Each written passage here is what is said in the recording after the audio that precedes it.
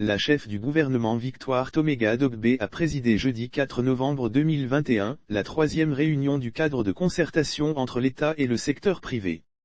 Une rencontre, pour analyser les impacts des importations frauduleuses et les mesures pour éliminer ce fléau qui gangrène l'économie nationale. Placé sous le thème « Les pratiques de concurrence déloyale au Togo, impact, dispositifs réglementaires et opérationnels de lutte contre les importations frauduleuses », la rencontre a permis aux parties prenantes de mener des réflexions sur la question de la concurrence déloyale au Togo. Pour Atta Kakra-Kwao Essien, commissaire des douanes et droits indirects de l'Office togolais des recettes, OTR, la concurrence déloyale et les pratiques frauduleuses constituent des entraves au développement de l'économie nationale et partant, de la mobilisation des recettes. En effet, les importations frauduleuses sont des fléaux qui prennent en otage l'économie nationale et provoquent la mévente. Ces conséquences induisent le chômage, la faillite des entreprises implantées et le manque de compétitivité des produits locaux. Bref, un ensemble d'éléments qui fragilisent et annihilent les efforts de développement du pays.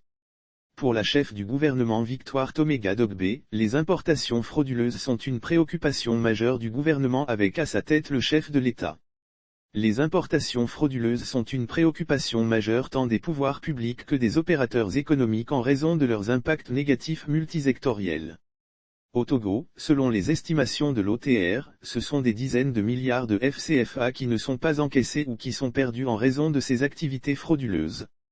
La compétitivité des entreprises qui opèrent sur le territoire national et qui créent des emplois au bénéfice des Togolais en respectant les normes existantes, en est sûrement affectée, a-t-elle déclaré. Ainsi, pour relever les défis qui s'imposent, il urge donc pour les acteurs, État comme secteur privé, de converger les actions dans le sens du renforcement du dispositif de contrôle des produits importés aux frontières et dans les marchés.